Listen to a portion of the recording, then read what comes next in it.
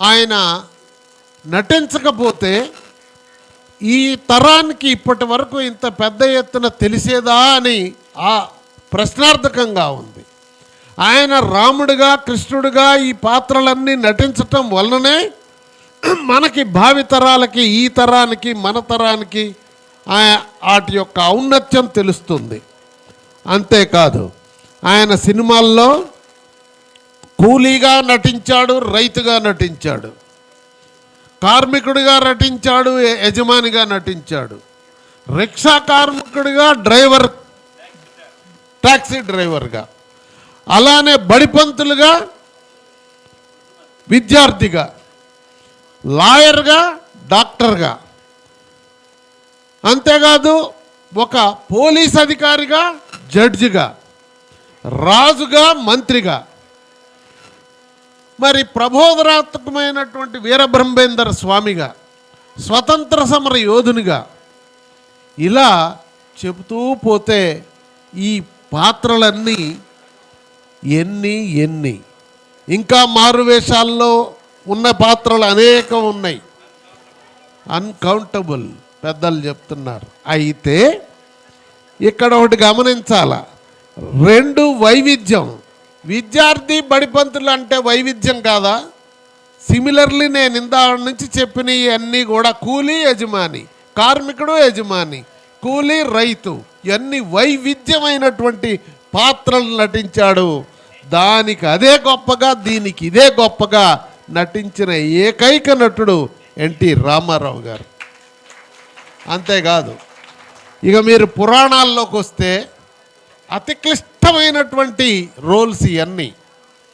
రాముడు రావణుడు ఎక్కడండి పోలిక?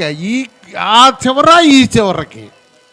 మరి కృష్ణుడు భీష్ముడు, అంతేకాదు భీముడు దుర్యోధనుడు,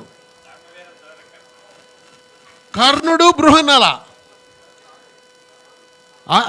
అర్జునుడు బృహనల, కర్ణుడు కీచకుడు. ఈ విధంగా వైవిధ్యమైనటువంటి పురాణ పాత్రలన్నిటినీ నటించి జీవించి ప్రజల్లో రాణించి మెప్పించిన ఏకైక నటుడు ఎన్టీ రామారావు గారు. ఒక్క నటనే కాదండి, ఆయన ఒక నిర్మాత, దర్శకుడు, స్క్రీన్ ప్లే, మరి ఈ విధంగా అన్ని రకాల కార్యక్రమాలని సినిమాల్లో ఔపోసన పట్టినటువంటి రామారావు గారు సినీ రంగానికే ఒక సంపద. ఆయన ఆ విధమైనటువంటి వారసత్వాన్ని సృష్టించాడు. సినిమాల్లో ఈరోజు ఏంటి, 2 సంవత్సరాలకు ఒక సినిమా నటించే కాలం వచ్చింది. ఇప్పుడు టైం లేదు, సంవత్సరానికి ఒక సినిమా లేదు, మహా చేస్తే 3. కానీ ఆయన 16 సినిమాలు నటించిండు. ఆ 16లో కూడా ఒకటి సాంఘికం ఉంటుంది, ఒకటి జానపదం ఉంటుంది, ఒకటి చారిత్రాత్మకం ఉంటుంది, ఇంకోటి పౌరాణికం ఉంటుంది. ఆ పౌరాణికంలో ఇందాక నేను చెప్పినట్టు వైవిధ్యం ఉంటాయి, ద్విపాత్రాభినయాలు. అసలు ఇది సాధ్యమా అండి? ఊహించుకోగలమండి? ఈ సెట్లో ఈ పాత్ర వేస్తే ఆ సెట్కి పోయి డిఫరెంట్ పాత్ర వేస్తాడు. దానవీర స్వర్ణకర్ణలో 5 రకాలైనటువంటి కార్యక్రమాలు. కృష్ణుడు ఆయనే, కర్ణుడు ఆయనే, మరి స్క్రీన్ ప్లే ఆయనే, నిర్మాత ఆయనే.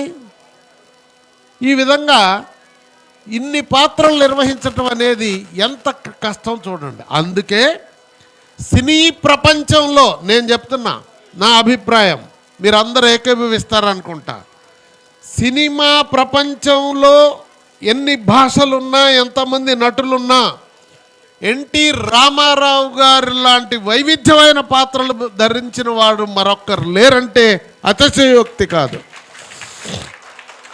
అది ఇంగ్లీష్ కానీ, హిందీ కానీ, ప్రపంచంలో ఏ భాష నటుడైనా సరే. ఎందుకు?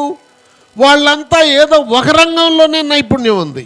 ఇప్పుడు మనకు తెలుసండి, సాంఘికం అంటే నాగేశ్వరరావు గారు నెంబర్ 1 అనేవాళ్ళు. కానీ ఆయన్ని కూడా మెప్పించే విధంగా నటించాడు ఎన్టీ రామారావు గారు.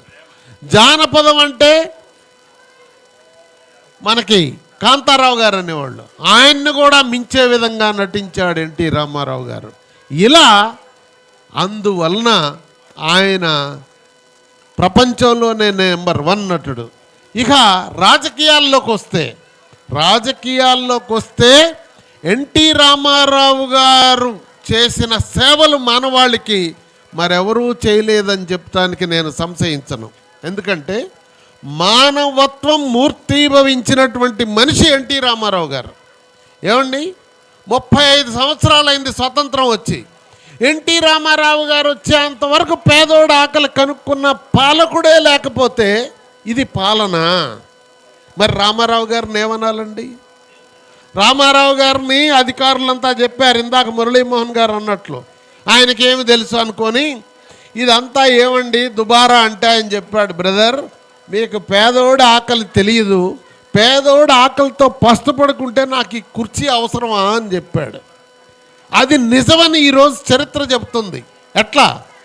ఈరోజు ప్రపంచంలో ఏ 2 దేశాల నాయకులు ఎక్కడ కలిసినా మీరు పత్రికల్లో చూడండి, ఏం మాట్లాడతారు? ఆహార భద్రత, తెలుగులో ఇంగ్లీష్లో ఫుడ్ సెక్యూరిటీ అని మాట్లాడుతున్నారు. ఆ ఆహార భద్రత ఎప్పుడు కల్పించాడు పేదోడికి ఎన్టీ రామారావు గారు? 40 సంవత్సరాల ముందు కల్పించాడు. అంతేకాదు, మహిళలు సమాజంలో సగభాగం ఉన్నారండి. వీళ్ళు ఏంటంటే అటు చరిత్ర తిప్పగలరు. కానీ వీళ్ళని గురించి ఎవరన్నా పట్టించుకున్నారా? రామారావు గారికి ముందు 17 సంవత్సరాలు సాక్షాత్తు ఇందిరాగాంధీ గారు ఆనాడు భారత ప్రధానిగా ఉండి కూడా మీకు ఆస్తి హక్కు ఇవ్వలేకపోయారే. రామారావు గారు 40 ఏళ్ల నాడు మీకు ఆస్తి హక్కు ఇస్తే మొన్న 3 సంవత్సరాల క్రితం భారత ప్రభుత్వం ఇచ్చింది. ఇది ఎంత ముందు చూపో మీరు ఆలోచించండి. అంతేకాదు, మాట చెప్పటం కాదు, చట్టం చేయటం కాదు, అమలు చేసి చూపించాడు ఎన్టీ రామారావు గారు. నేను శత జయంతికి ఆహ్వానం పలకటానికి రామారావు గారి రామకృష్ణ గారిని తీసుకొని మోహన్ కృష్ణ గారి ఇంటికి వెళ్ళా.